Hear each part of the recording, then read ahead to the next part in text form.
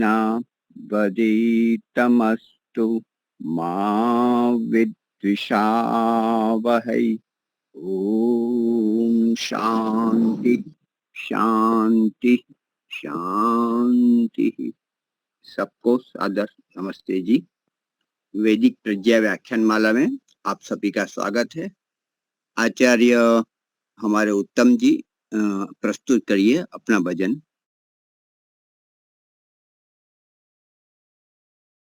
ओ सभी को सादर नमस्ते जी। प्रारंभ में समय देने के लिए बहुत बहुत धन्यवाद। और एक भजन के लिए मैं आपको वैराग्य का भजन, कि हम जीवन में अभी जैसा चर्चा चल रहा था कि कहाँ रहना चाहिए, क्या करना चाहिए, ऐसा ही कुछ विषय चल रहा था, मुझे ऐसा लगा। तो आइए, मुख्य काम हमारा जो है वही करें, बाकी सब गौण काम है करते रहेंगे। उसका वो जरिया बने, वो सीढ़ी बने, हमें छत पे जाना है, ऐसा कुछ। जी। प्रभु प्रीतम को जिसने बिसारा, हाय जन्म अमोल बिगाड़ा। प्रभु प्रीतम को जिसने बिसारा, हाय जन्म अमोल बिगाड़ा। हाय जन्म अमोल बिगाड़ा। धन दौलत माल खजाना, ये तो अंत में होए बेगाना। धन दौलत माल खजाना, ये तो अंत में होए बेगाना। सत्य धर्म को नाही बिचारा, उला फिरता है बुद्धू गवारा। सत्य धर्म को नाही बिचारा, फूला फिरता है बुद्धू गवारा। प्रभु प्रीतम को जिसने बिसारा, हाय जन्म अमोल बिगाड़ा। तेरा जीवन और जवानी, ढलता जाए जो बर्फ में पानी। तेरा जीवन और जवानी, ढलता जाए जो बर्फ का पानी। मीठी नींद में पाँव पसारा, चिड़िया चुग गई खेत तुम्हारा। मीठी नींद में पाँव पसारा, चिड़िया चुग गई खेत तुम्हारा। प्रभु प्रीतम को जिसने बिसारा, हाय जन्म अमोल बिगाड़ा। तेरे कर्म है नाव समाना, जिसमें बैठा है तू अनजाना, तेरे करम है नाव समाना, जिसमें बैठा है तू अनजाना, गहरी नदिया है दूर किनारा, कोई दम में तू डूबन हारा, गहरी नदिया है दूर किनारा, कोई दम में तू डूबन हारा, प्रभु प्रीतम को जिसने बिसारा, हाय जन्म अमोल बिगाड़ा, ऐसे जीने में तू अभिमानी, ढलता जाए जो रेत में पानी, ऐसे जीने में तू अभिमानी, ढलता जाए जो रेत में पानी, क्यों ना गुण और कर्म सुधारा,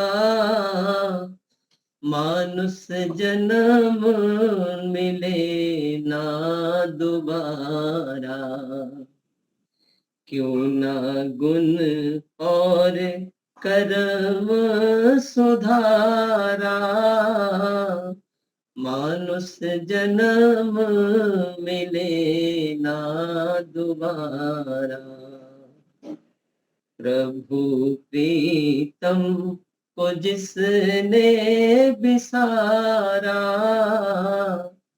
हाय जन्म अमोल बिगाड़ा, हाय जन्म अमोल बिगाड़ा, हाय जन्म अमोल बिगाड़ा।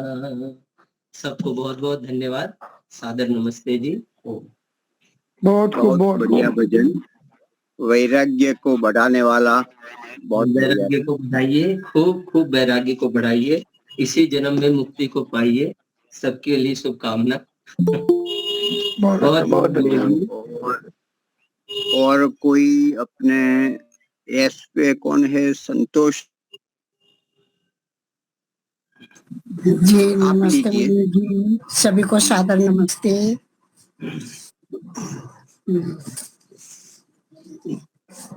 जिस दिन घमंड अपने सिर से उतार देगा, उस दिन तुझे विधाता अनमोल प्यार देगा, उसके समान जग में दाता न और कोई, देने पे जब वो आया तो बेशुमार देगा, जिस दिन घमंड अपने सिर से उतार देगा, उस दिन तुझे विधाता अनमोल प्यार देगा, मन वचन कर्म उसकी आज्ञानुसार करने, वह तो फिदा है तुझ पे सर्वस्व वार देगा,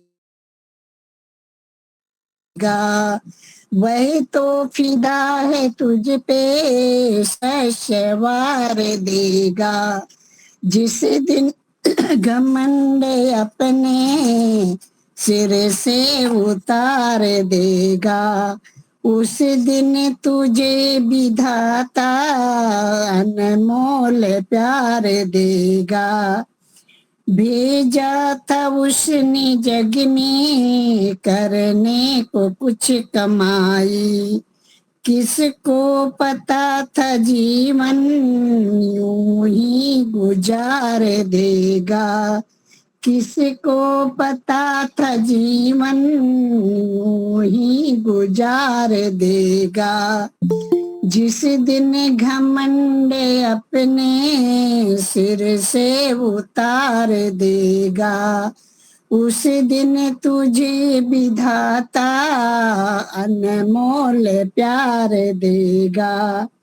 अंतिम समय कहेगा नेकी कमाल, लेकिन एक पल पथिक न कोई जीवन उधार देगा।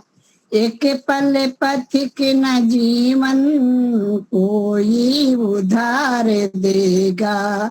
जिस दिन घमंड अपने सिर से उतार देगा।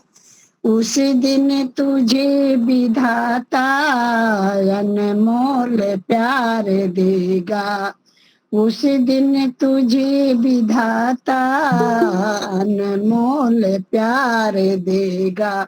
ओम। बहुत बहुत धन्यवाद मुनि जी समय देने के लिए। सभी को सादर नमस्ते। बहुत सुंदर।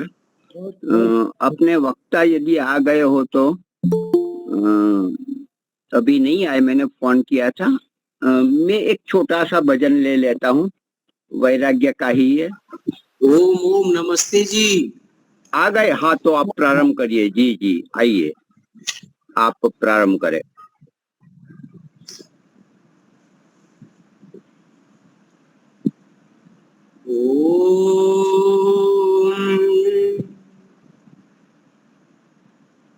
उपस्थित श्रद्धेय श्री महेंद्र मुनि जी,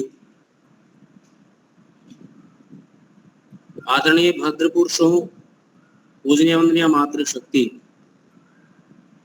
गत सप्ताह की भांति सप्ताह भी हम सब लोग संस्कार विधि का स्वाध्याय कर रहे हैं।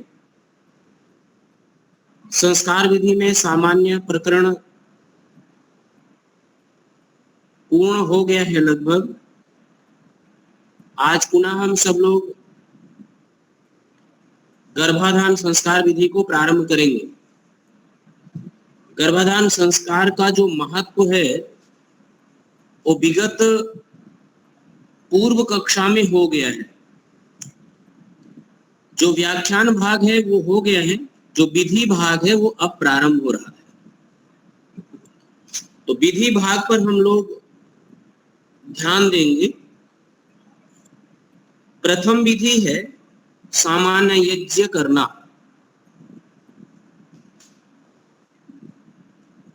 सामान्य यज्ञ विधि प्रारंभ होता है कि गर्भाधान कब करना चाहिए।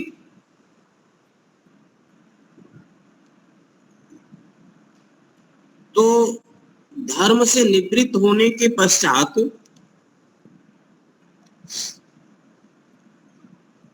चौथे और पांचवें दिन से प्रारंभ होता है। तो जिस दिन यह तिथि निश्चित हुआ हो उस दिन प्रसन्नता पूर्वक हम सबको करना चाहिए। एक प्रश्न आता है कि हम मुहूर्त किसे कहेंगे। तो मुहूर्त शब्द का अर्थ होता है अनुकूलता।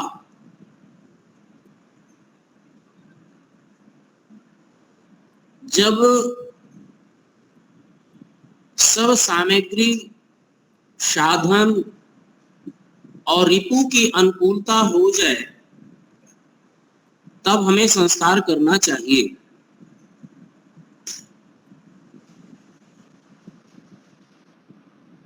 पहले के जो मुहूर्त देखे जाते थे वो प्रायः इसी संदर्भ में देखे जाते थे कि उस ऋतु में संस्कार से संबंधित सब सामग्री मिल जाए और सब लोग प्रसन्नता पूर्वक बैठ करके वो किसी भी प्रकार से कोई बाधा ना आए और अभाव ना आए संस्कार में, संस्कार की संपन्नता हो जाए, इसी को मुहूर्त कहते। इसी पर विचार करके जो कार्य किया जाए वो मुहूर्त कहलाता है। अब वर्तमान समय में साधन की उपलब्धता पहले की भांति अब कहीं अधिक है,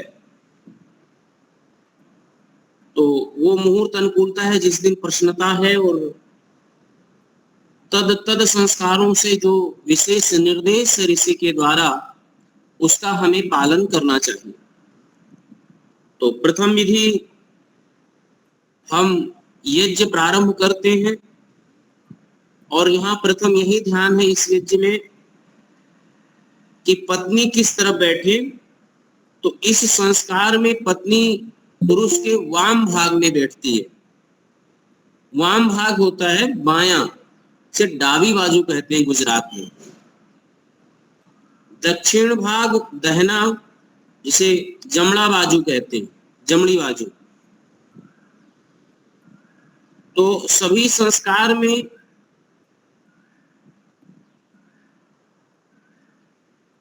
केवल 2 संस्कारों में बाएं बैठती है पत्नी, बाकी से संस्कारों में वो दाहिने ही बैठती है।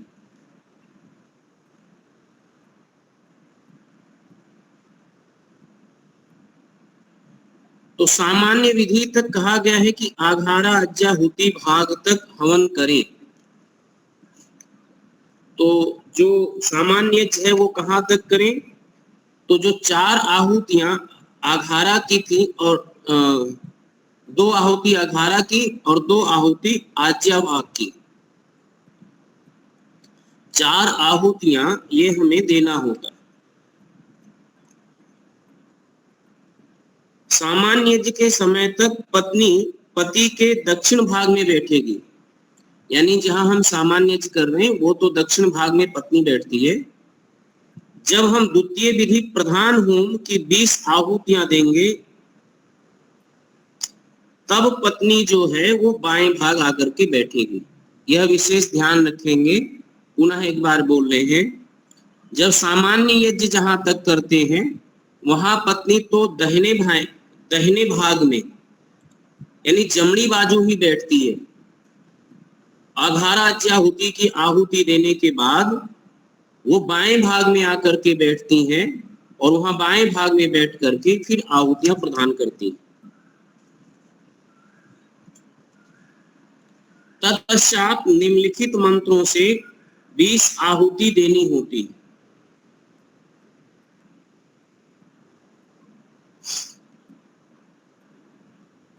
पत्नी को वाम भाग में बिठाना और पति यज्ञ वेदी के पश्चिम भाग में बैठ करके पूर्वामुखी होगा। अथवा दूसरी विधि भी है कि यज्ञ कुंड के किस भाग में बैठ सकते हैं। यह भी प्रश्न होता है कि जैसा हम लोग यज्ञ करते हैं तो यज्ञ करते समय यज्ञ कुंड के पश्चिम भाग पूर्वामुख होकर के मुख्य यजमान बैठते हैं, लेकिन मेरे पास संस्कार की पुस्तक है, उस पुस्तक में यह भी विधि है कि अथवा दक्षिण दिशा में उत्तराभिमुख होके भी बैठे और ऋत्विज भी चारों दिशाओं में यथामुख बैठ सकते हैं। तो दोनों विधियां हैं, प्रमुखता से तो जो विधि है वही। अब मंत्र प्रारंभ होता हो 20 आहुति है। आप लोगों के पास में पुस्तक भी होगा, एक एक मंत्रों को देख ले, एक एक बार हम सब लोग पढ़ भी लेते हैं इन मंत्रों को। ओम अग्नि प्रायश्चित्ते त्वं देवानां प्रायश्चित्ते ब्राह्मणस्त्वानाथ काम उपधावामि यस्याः पापी लक्ष्मीस्तनुस्तामस्य अब्जहे स्वाहा इदमग्ने इदन्नमम। यह प्रथम मंत्र है और अब ये मंत्र स्वाध्याय का क्रम है। इस मंत्र में कोई शब्द की कठिनता हो रही है तो एक बार पुस्तक निकाल करके आप सब लोग देख लें। पुस्तक आप सबके पास में संस्कार चंद्रिका होगी। यदि ये संस्कार चंद्रिका है तो ये मंत्र गर्भाधान का विधि पक्ष निकाल लें।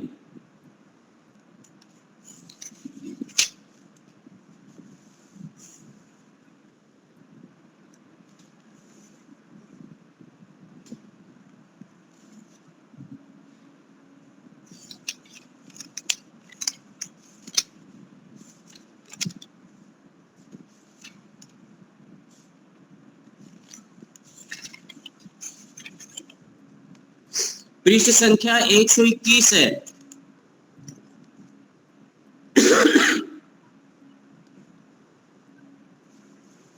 मिल गया जी? तो हाँ बोलिए, पुस्तक में मिल गया है। पृष्ठ संख्या 121, मंत्र संख्या 1।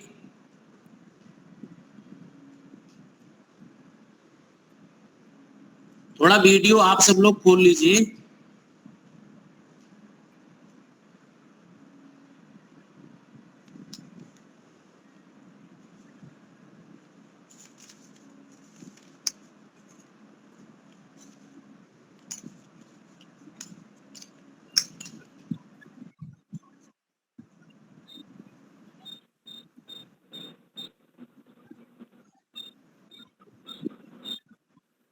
हाँ जी, 121 जी, पहला मंत्र मिल गया होगा आप सबको। इसका उच्चारण से संबंधित अभी हम लोग विचार कर लें। ओम अग्ने प्रायश्चित्ते त्वं देवानां प्रायश्चितिरसे ब्रह्मणस्त्वा नाथ काम उपधावानि यस्याः पापी लक्ष्मीस्तनुस्तामस्य अपजहि स्वाहा। लक्ष्मीस्तनुस्तामस्य अब्जहि स्वाहा। अब सरल हो गया होगा। कुछ शब्दों का ही यहाँ पर अंतर करके बाकी शेष मंत्र का उच्चारण वैसे ही होगा जैसा इसमें लिखा हुआ है।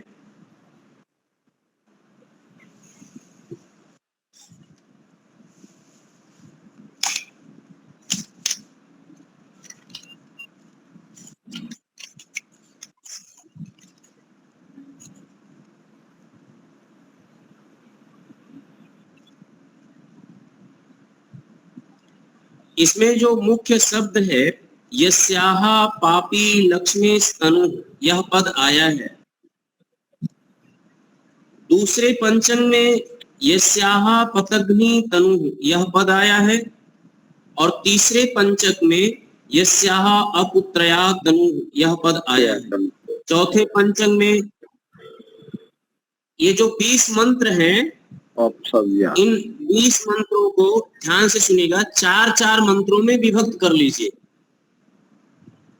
जो टोटल 20 मंत्र दिखाई दे रहे हैं, तो 4-4 मंत्रों में यद्यप इसको बदलेंगे तो इसमें हमें पंचक हो जाएगा, यानी 5 कैटेगरी बन जाएंगे। तो 4-4 मंत्रों में आप पढ़ेंगे तो लक्ष्मी स्तनुस्तामस्य 4 मंत्रों में मिलेगा।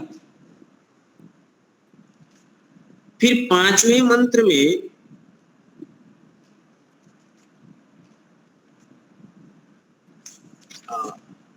यस्याः पतग्नि तनुः,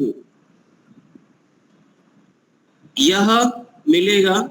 और फिर आप देखेंगे तो फिर मिलेगा यस्याः अपुत्रयाः तनु। और चौथे पंचम में यस्याः अपशैव्याः तनुः। शेष सभी मंत्रों में वही पद आए हैं, केवल यही अलग अलग पद मिलते हैं। अब मंत्र के अग्नि प्रायश्चित्ते, इस पर विचार कर लें। इतनी बात सबको समझ में आ गया जी?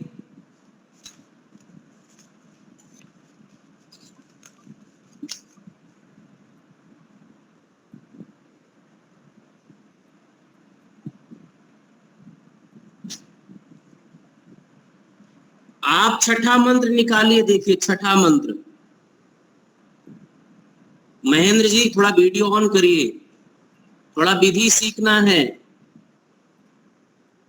ओम, और लोगों का नहीं है, 3-4 व्यक्ति का ही है।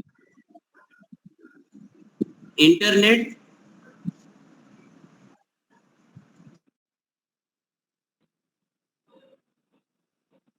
हाँ जी, वीडियो ऑन करे तो वक्ता को अच्छा लगता है और हम भी अलर्ट रहते हैं। जी धन्यवाद।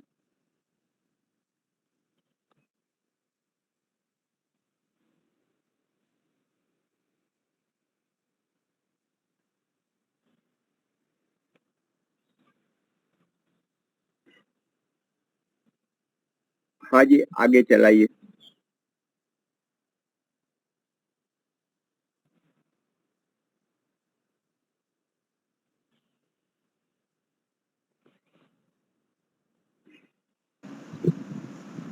ओम जी नमस्ते। ओम नमस्ते जी। अब आवाज आ रहा है ना जी? आ रही आ रही। देखिए, मेरे कहने का मंत्र है कि ये मंत्र सब सारे शब्द आपको पुनरावृत्ति के रूप में मिलेंगे। अब सभी मंत्र में लक्ष्मी तनु तामस्या ये मिलेगा, 5 मंत्रों में ये शब्द मिलेगा। आप एक से पढ़ते हुए 5 में चले आइए। यस्याहा पापी लक्ष्मी तनु तामस्या अपहत स्वाहा, ये मिलेंगे आपको। ये पद 5 मंत्रों में मिल रहा है। लेकिन जब छठा मंत्र आप देखेंगे तो वहां यस्याहा पतग्नि तनु तामस्या अब्जहि स्वाहा मिलेगा आपको।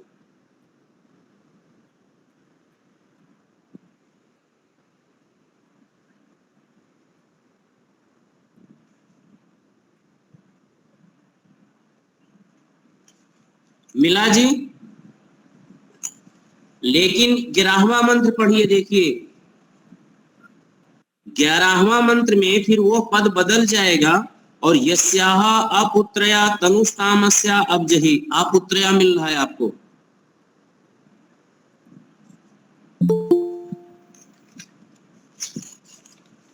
अब आप जो है 16वां मंत्र देखिए। अब 16वां मंत्र में वह पद बदल करके यस्याह अपसेव्या तनुष्तामस्या अब्जहि स्वाहा, फिर पद बदल गया। शेष सभी पद एक ही जैसे रहेंगे, 16वें में बदल जाएगा। तो एक बार इन 20 मंत्रों का आज हम उच्चारण का अभ्यास करते हैं और इसी 5 मंत्रों का एक एक पंचक बन रहा है।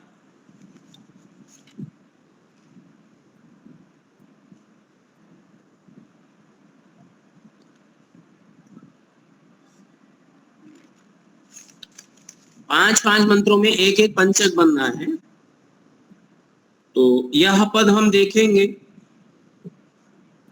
उच्चारण करके। यहां तक बात समझ में आया कि नहीं आया? हाँ ठीक है, लेकिन उच्चारण की अभी आवश्यकता नहीं है। अभी तो आप अर्थ समझाइए, भाव समझाइए, रहस्य समझाइए। ओके, बहुत बढ़िया, सही है। तो ये जो 20 मंत्रों का विनियोग हुआ है, इन 20 मंत्रों में प्रथम मंत्र का जो भाव है वो यह है कि प्रायश्चित का काम चित्त की शुद्धि है।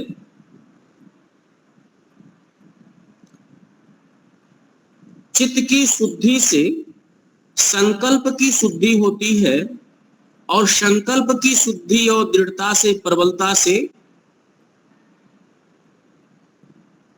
साकाम विचार होते हैं। संकल्प साकार होता है। संकल्प की यह महत्ता है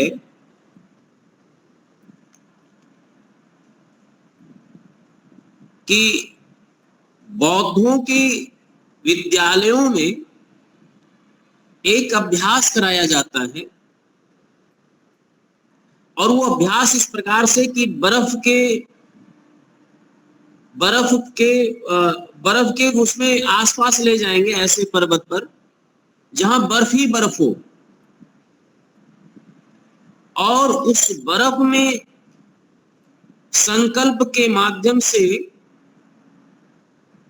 पसीना निकल जाता है, और संकल्प के माध्यम से पसीना निकलता है, उसको उन लोगों ने उस योग का नाम दिया और हिट योग का नाम दिया। हिट योग, आप जैसा संकल्प करेंगे वैसा आपके साथ घटित होने लगे। तो हिट योग का, जब वो गर्म योग का अपने अंदर उष्ण योग का संकल्प करते हैं तो बाहर भीष्म मतलब 0 टेम्परेचर से नीचे का टेम्परेचर कर दे हैं, फिर भी शरीर से पसीना निकाल देते हैं। एक बार का ऐसा ही स्वामी दयानंद जी के साथ घटना घटित हुआ कि रेत मतलब उत्तर भारत का जो वो भीषण ठंडी माघ मास का, यानी जनवरी मास का समझ लीजिए, भीषण ठंडी में रेत के उस पर बैठे हुए हैं और अभ्यास कर रहे हैं। किसी अंग्रेज पहुंचता है और कहता है, क्या बाबा आपको ठंडी नहीं लग रही है? साधु को ठंडी नहीं लग रही। स्वामी जी ने प्राणायाम के माध्यम से पसीना निकाल दिया और उस पसीने को देख करके अंग्रेज आश्चर्यचकित हुआ। तो ये साधना का विषय और संकल्प का विषय है।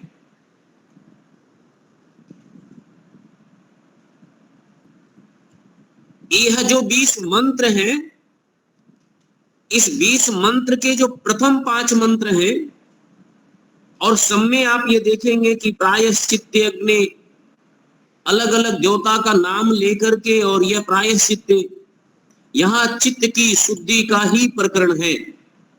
और चित्त शुद्धि के संकल्प का, चित्त शुद्धि का अभिप्राय ही है कि संकल्प की शुद्धि और संकल्प की दृढ़ता, और संकल्प की दृढ़ता होने के बाद जैसा व्यक्ति कामना करता है उसको वैसा फल मिलता है। एक और विचार मैं करूं कि मन मस्तिष्क में व्यक्ति जैसा विचार करता रहता है, व्यक्ति का जीवन वैसा बनता चला जाता है, और उसके साथ वैसी ही घटनाएं घटित होती रहती है। यदि आप चाहते हैं कि मेरे साथ बहुत अच्छा होवे, तो आप उत्साह में रहिए, आनंद में रहिए, ईश्वर के विश्वास में रहिए, और विश्वास में ईश्वर की शक्ति का वास है ऐसा मान के रखिए। ये 20 मंत्र आपको पूरे के पूरे बड़े सुंदर ढंग से समझ में आएंगे। यदि इस 20 मंत्रों से पहला मंत्र समझ में आ जाता है, जो माताएं होती हैं, माताओं में विचारों का उथल पुथल बड़ा दृढ़ होता है, और गर्भ की अवस्था में माताओं का जो स्वभाव होता है बड़ा बदलाव लेता है, बड़ा विचित्र हो जाता है।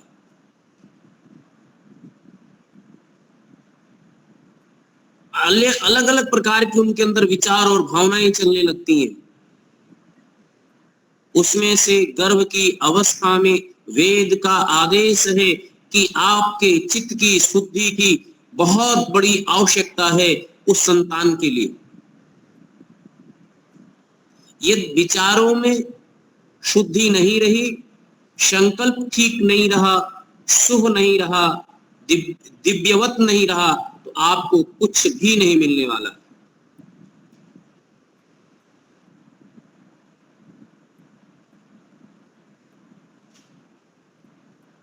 तो प्रायश्चित्ते अग्नि, इसका जो भाष्यकार ने भाष्य किया है वो तो यही कह रहे हैं कि चित्त की शुद्धि है। प्रायश्चित क्या है? इसलिए प्रायश्चित अग्नि का अर्थ हुआ कि चित्त को शुद्ध करने वाले अग्नि स्वरूप परमेश्वर। अब इसके साथ में हम संयोग कर ले कि यदि हम अपना चित्त शुद्ध करना चाहें तो क्या करें। तो चित्त शुद्ध करने का सरल है कि आप ईश्वर के शरण हो जाइए, ईश्वर का आश्रय लीजिए और ईश्वर के आश्रित हो जाइए। ईश्वरीय चिंतन करने, ईश्वर का चिंतन करने से और ईश्वर के ऐश्वर्य का चिंतन करने से मन शुद्ध होता है, मन सकारात्मक होता है, आपके संकल्प सही होते हैं, आपके विकल्प, जो संकल्प आप लेते हैं उसको विकल्प में जो बार बार परिवर्तित करते हैं, और या यूं कहूं कि संकल्प हर बार विकल्प में परिवर्तित हो जाता है। आपका संकल्प नहीं रहता, बार बार संकल्प का विकल्प दिखने लगता है। आज आपने संकल्प लिया कि मैं ये करूंगा, लेकिन वो संकल्प में दृढ़ता नहीं रहा और आप उस संकल्प को परिवर्तन करके कोई ना कोई विकल्प निकाल लेते हैं। तो हम सब लोग संकल्प वाले, दृढ़ संकल्प वाले नहीं है, बल्कि विकल्पों वाले हैं। और ये संकल्प ठीक ठीक से हो हमारा तो क्या है कि जो लोग ईश्वर का सानिध्य, ईश्वर के ऐश्वर्य का चिंतन, ईश्वर के स्वरूप का चिंतन, उससे तत्संबंधित आध्यात्मिक विचारों से अपना संबंधित विचार करते हैं, तो संकल्प मजबूत होता है, सुदृढ़ होता है।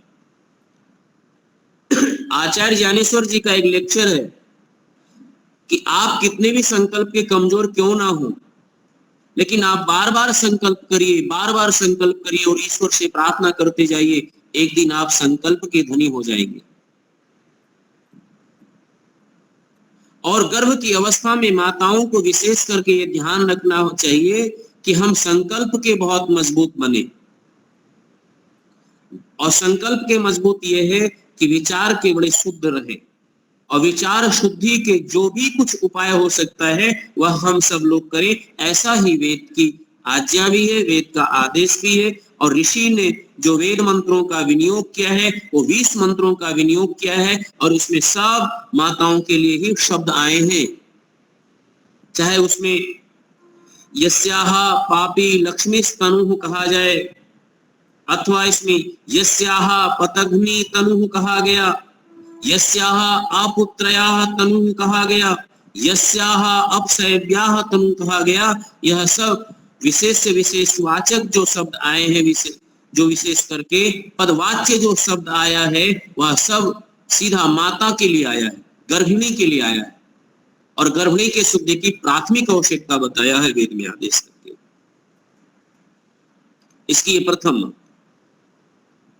दूसरा पद आया है त्वम देवानां प्रायश्चितिः अशि।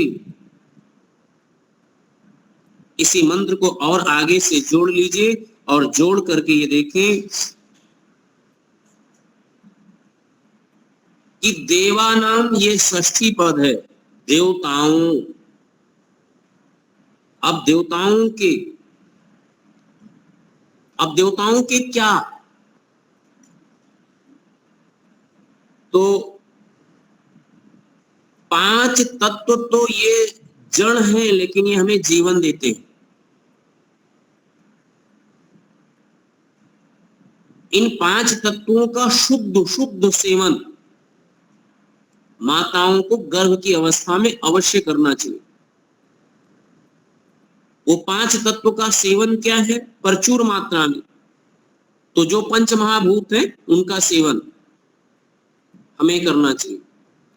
अब आज विचित्र अवस्था है, माताओं का पहला जुड़ाव मिट्टी से नहीं है, भूमि से नहीं है।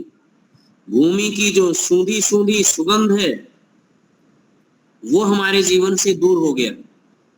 पहले आसपास नीचे मिट्टी, हमारे दीवार जो होते थे वो मिट्टी के, ऊपर जो छत होता था वो मिट्टी के, और वो मिट्टी के होने से ये शुद्ध मिट्टी के संपर्क में हमारा शरीर होता था, तो जो पोषक तत्व चाहिए था वो चर्म के द्वारा पोषक तत्व हमारे शरीर के अंदर भी प्राप्त होते रहते थे।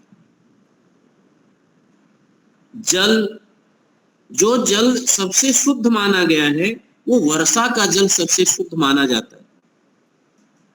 वैज्ञानिक आधार में भी पहले के जीवन की दिनचर्या ऐसा रहा, माताओं का भी रहता रहा, कि वो वर्षा के जल से ही हमारे जीवन का जुड़ाव था,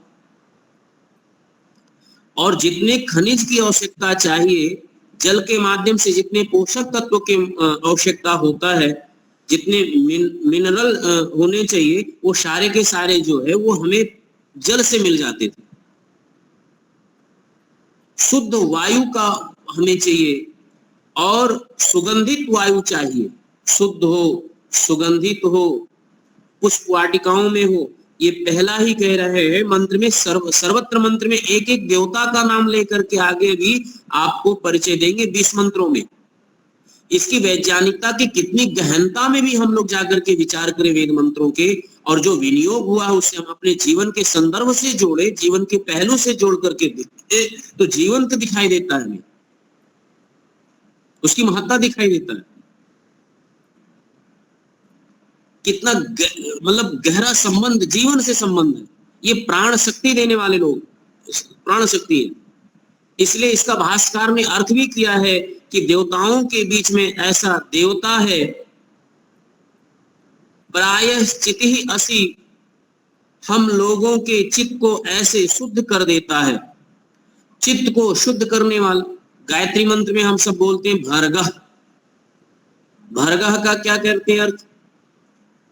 तेज स्वरूप। तेज स्वरूप का हम ध्यान क्यों करें? क्योंकि जो परमात्मा के दिव्य तेज स्वरूप के संपर्क में आएगा तो मलिनता उसका वैसे ही नष्ट हो जाता। तो परमात्मा की चिंतन और मनन करने मात्र से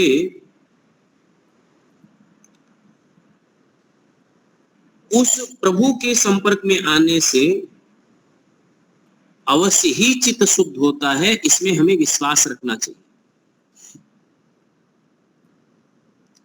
और मैं बोलूं एक बात, प्रथम ये मान के चलिए कि विश्वास में ही ईश्वर का वास है। ईश्वर उसके लिए बहुत दूर है जिसके हृदय में ईश्वर के प्रति विश्वास नहीं,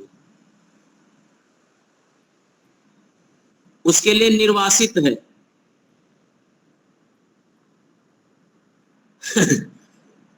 ईश्वर ऐसी जीवन है।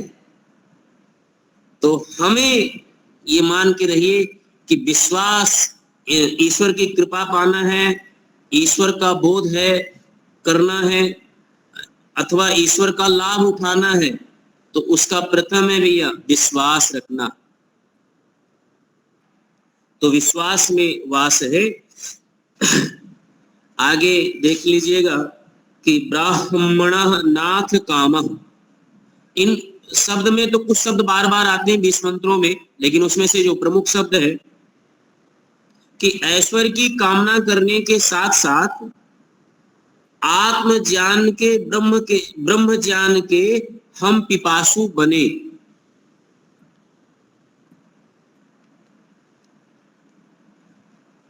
ऐसा गर्भ की आवश्यकता में क्या है कि ब्रह्म ज्ञान की पिपासा की आवश्यकता है। महान भाव इसके मूल में जाकर के विचार करिए आप। और आज का मनुष्य चाहता है कि संतान हो जाए तो हमारे लिए होवे। लोगों की कामना क्या होती संतान पैदा करने की, कि बुढ़ापे में काम आएंगे, हमारे रोटी की व्यवस्था हो जाएगी, और ये सब बातें लोग लेकर के अपने स्वार्थ की कामना को लेकर के संतान पैदा करते। सीधी बात करें, लेकिन क्या मनुष्य जीवन इसलिए है? सैद्धांतिक रूप से विचार करिए। मनुष्य जीवन भोग और अपवर्ग के लिए है। और यदि अपवर्ग का संस्कार गर्भ में ही डालना कार्य है, इसलिए ब्रह्म तत्व की जिज्ञासा मां को प्रथम ही गर्भ में करना प्रारंभ, गर्भ जब अवस्था हो तो वो अपने लिए करे ना करे, लेकिन गर्भ में आए हुए उस संतान के लिए अवश्य करे, ताकि वो आगे जाकर के अपने मानव जीवन के उद्देश्य और को समझ सके और सफल कर सके। इसलिए वेद मंत्र में यहाँ विनियोग में यही बात है कि ब्राह्मणा नाथ कामाः, आप अन्य श्रेष्ठ बातों की कामना करने के साथ साथ ब्रह्म तत्व की उपलब्धि के लिए, ब्रह्म तत्व की जिज्ञासा के लिए, ब्रह्म की प्राप्ति के लिए आप इसका चिंतन अवश्य करते रहिए, मनन अवश्य करते रहिए। आपको विशेष लाभ होगा, और विशेष लाभ आपके चित्त पर संस्कार पड़े ना पड़े, लेकिन गर्भस्थ शिशु के अवश्य पड़ेगा। दूसरा शब्द विशेष करके जो आया है, त्वा उपधावामि,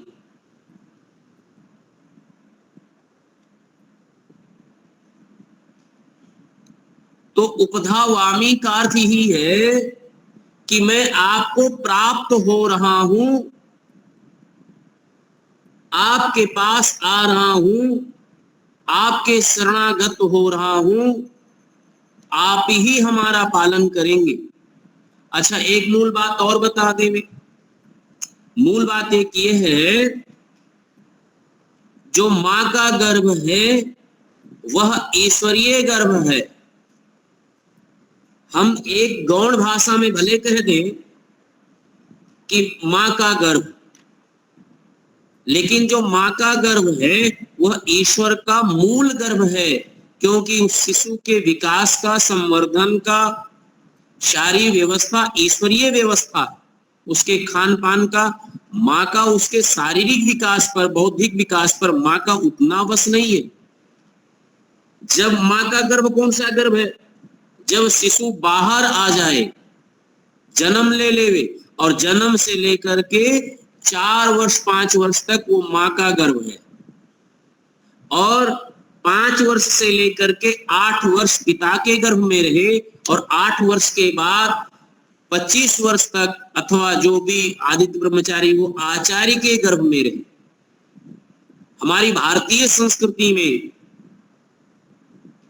भारतीय व्यवस्था में और संतान निर्माण की व्यवस्था में, गृहस्थ और आश्रम व्यवस्था में ये प्रमुख संतान निर्माण की व्यवस्था दिया गया है कि ईश्वरीय गर्भ तो एक अलग गर्भ है, लेकिन दूसरा गर्भ जो है वो ईश्वरीय गर्भ को हमें समझना है, और माता के गर्भ को भी आगे देखेंगे और पिता के गर्भ को भी देखेंगे, और सबके नैतिक कर्तव्य है, सबके नैतिक विचार। तो यहाँ मां को विशेष करके संकेत वेद मंत्र आज्ञा देता है कि जो ईश्वर का गर्भ है, उस ईश्वर के गर्भ को और सुदृढ़ करना, भावना से ओतप्रोत करना, भावित करना। जब तक मां ईश्वर की भावना से भावित होकर के उसका पालन पोषण नहीं, तब तक वो संत प्रवृत्ति का, संत सरल प्रवृत्ति का, साधु प्रवृत्ति का, तात्विक प्रवृत्ति का, बौद्धिक प्रवृत्ति का वो संतान कैसे जन्म लेगा? और यदि ऐसा संतान चाहिए तो ब्राह्मणानाथ कामाः, जहां आप सांसारिक लोक ऐश्वर्य की कामना कर रहे हैं, वहीं पर आप आध्यात्मिक तत्व की भी आप चिंतन मनन और अभ्यास करिए, साधना करिए, स्वाध्याय करिए, सत्संग करिए और ईश्वर का शरण पकड़िए। ये मां को विशेष करके निर्देश है। आज तो मतलब गर्भ के विज्ञान को समझना कितना ऊंचा स्तर है। इसी में आगे आया, या अस्याह पापी लक्ष्मी ही तनु। तनु का अर्थ है शरीर, और विशेष करके स्थूल शरीर को ही तनु कह रहे हैं। और लक्ष्मी का अर्थ है साधन।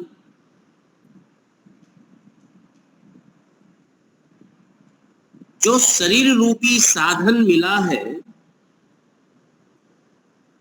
अस्याह पापीया,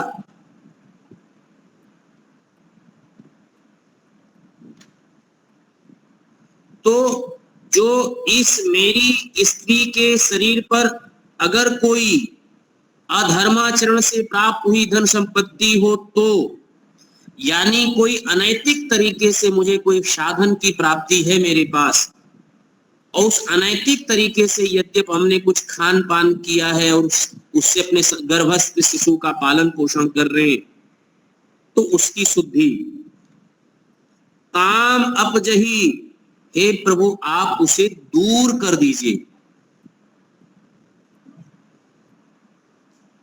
मतलब कितना सूक्ष्म विचार है, देखिएगा भावनात्मक कितना सूक्ष्म विचार है कि किसी भी प्रकार से अधर्माचरण, अनैतिक, अन्याय, पक्षपात, हिंसायुक्त कोई ऐसी सामग्री, साधन, खान पान, आहार विचार से, धन संपत्ति से हमारे शरीर का पालन पोषण हो गया हो, फिर भी मैं ये प्रार्थना करूं, वो मां प्रार्थना करती है ईश्वर से कि प्रभु इसका कोई संस्कार, कोई आचरण ना हो, आप इसको कृपया करके दूर करें, संतान पर इसका प्रभाव ना पड़े। तो ये प्रार्थना को भी देखिएगा, ये प्रार्थना है, और प्रार्थना वही स्वीकार होता है जो पुरुषार्थ पूर्वक होता है। वैदिक सिद्धांत में ये नहीं है कि आप अन्याय से, अनैतिकता से, अधर्म से खूब इकट्ठा करते चले जाओ और एक मंत्र बोल करके बोलिए कि अब हमारे पाप दूर हो गए, या ये एक मंत्र बोल लिए, एक दिन हवन कर लिए तो सोचे विचार करें हो जाए और प्रार्थना हमारा फलीभूत हो जाएगा। मान भाव ऐसा नहीं भाव है। भाव ऐसा है कि हम जानबूझ करके कोई ऐसा कार्य नहीं करते, अनैतिक नहीं करते, संग्रह नहीं किए हैं जिसमें हिंसा नहीं है, जिस धन को संग्रह करने में किसी भी प्रकार की हिंसा नहीं हुआ, अन्याय नहीं हुआ, पक्षपात करके नहीं किया है, फिर भी यद्यप कहीं आता है अनजाने में भूल बस आया है, तब आपकी प्रार्थना बहुत फलीभूत होता है। ईश्वर अवश्य इसमें सहायता करता है। और स्वामी सतपति जी कहते हैं कि जो गलतियां व्यक्ति जानबूझ करके करता है उसके संस्कार बड़े सुदृढ़ हो जाते और वो संस्कार जल्दी जाते नहीं है, और जो गलती अनजाने में होता है उसका संस्कार बहुत कमजोर होता है और बहुत कम अभ्यास करने से वो कट जाता है। बात बहुत दो वाक्य में स्वामी जी का है, लेकिन जीवन के लिए बहुत बड़ी बात है। समान गलती हो, एक अनजाने में हो जाए, भूल में, और एक जानबूझ करके हो जाए, तो दोनों में क्या अंतर है? उदाहरण के लिए, अनजाने में आपके पास किसी की वस्तु आ गई 100 रुपए की, आई तो 100 रुपए की वस्तु आपके पास है, और जानबूझ करके किसी का 100 रुपए की वस्तु ले लिए, तो दोनों में अंतर क्या है? वस्तु तो की कीमत तो 100 रुपए की है। तो इसका उत्तर यह है कि जिसने जानबूझ करके किया है, जो उसका कुसंस्कार पड़ा है, वो बड़ा दृढ़ संस्कार पड़ा है, वो जल्दी मिटेगा नहीं। उसको दूर करने में उसको बहुत बहुत तप करना पड़ेगा, बहुत पुरुषार्थ करना पड़ेगा। लेकिन जो अनजाने में किया है उसके चित्त पर संस्कार बहुत कमजोर पड़े, थोड़ा सा मेहनत परिश्रम करेगा, वो मिट जाएगा, दग्ध हो जाएगा, वह संस्कार नाश हो जाएगा, ऐसा समझिए। तो ये अंतर है।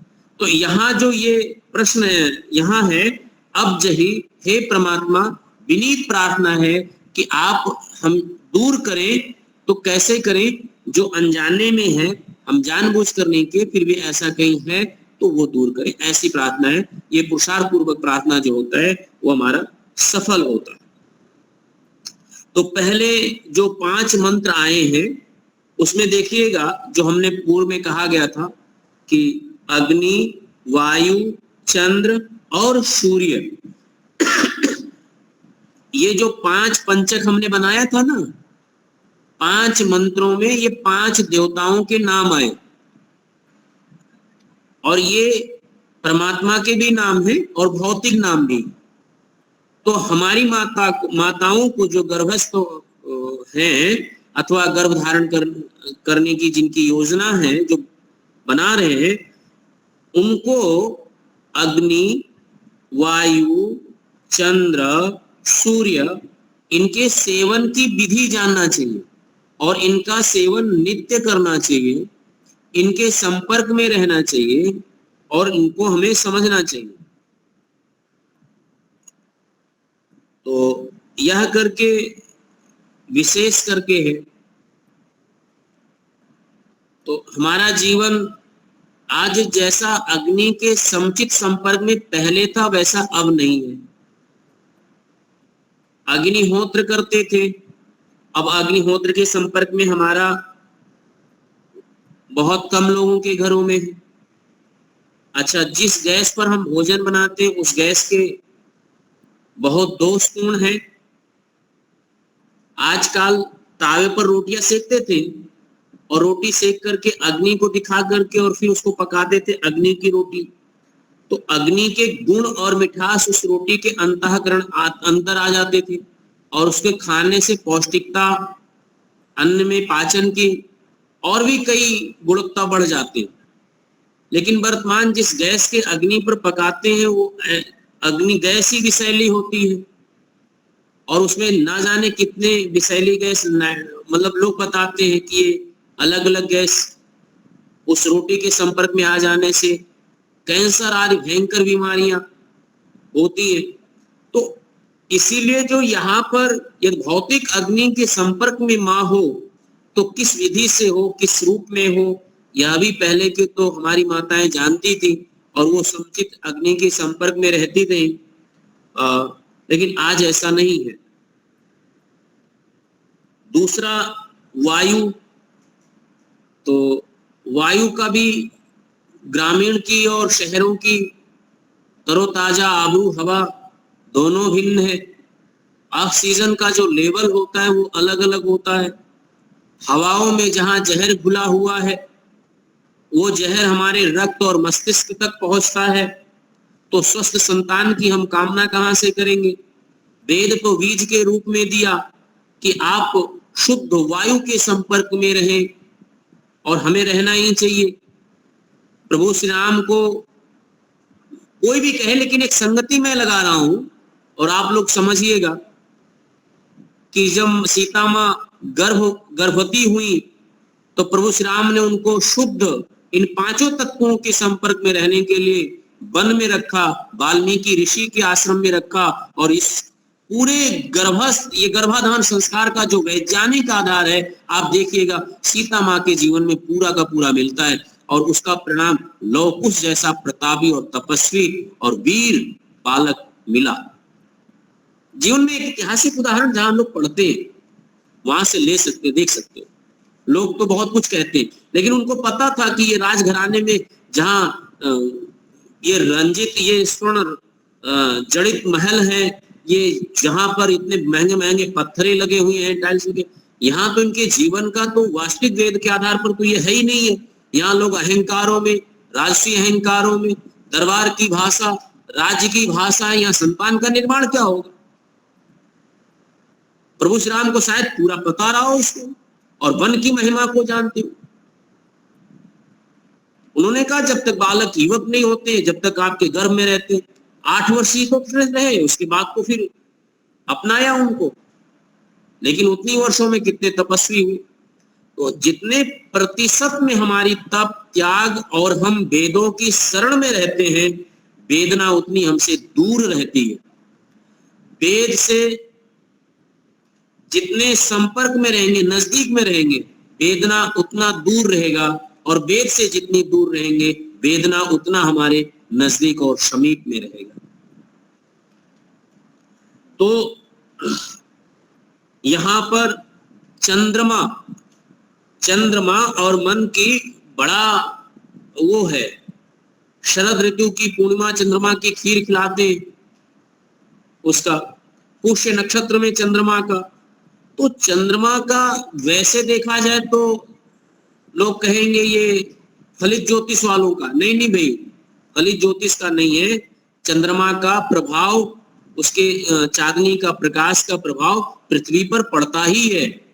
आप जाकर के देखें, पूर्णिमा के दिन समुद्र में ज्वार भाटाएं आती,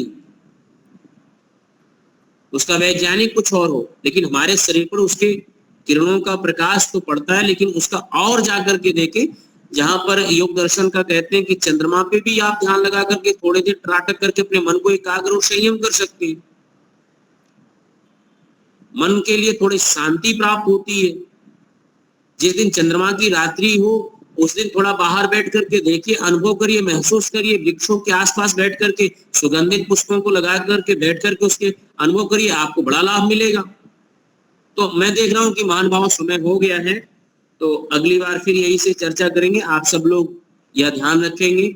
और जैसा कि श्रद्धेय मुनि जी ने हमें निर्देशित किया कि आप इसके व्याख्यान पर आइए, तो हम विधि से व्याख्यान पर आ गए। आप सबका बहुत बहुत धन्यवाद, स्नेह प्यार मिला, आप सब लोगों ने न्यायपूर्वक सुना। सबको बहुत बहुत साधुवाद। ओम शांति।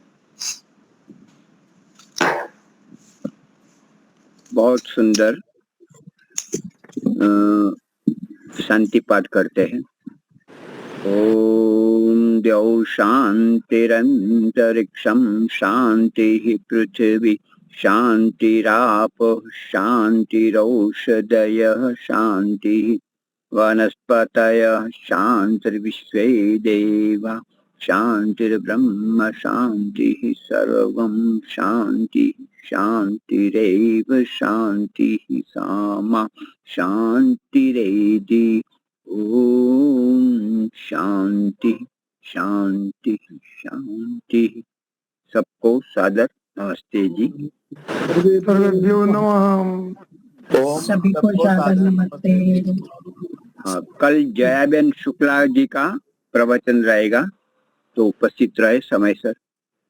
धन्यवाद। ओम, आप सबसे आशीर्वाद मांगता हूँ मैं। आज मुझे 75 साल पूरे हो गए और 74 में शुरू हुआ। वाह, बहुत बढ़िया, बहुत बहुत शुभकामनाएं। आप स्वस्थ रहे, आगे बढ़ते रहे, धर्म कार्य में सतत प्रवृत्तिशील रहे, यही कामना है। धन्यवाद बहुत धन्यवाद। बहुत बहुत बढ़िया। आप सब पुण्यात्माओं का आशीर्वाद चाहिए। नहीं, बस बने रहिए, हम सब बने रहे तो लगातार बने रहेगा। जी जी।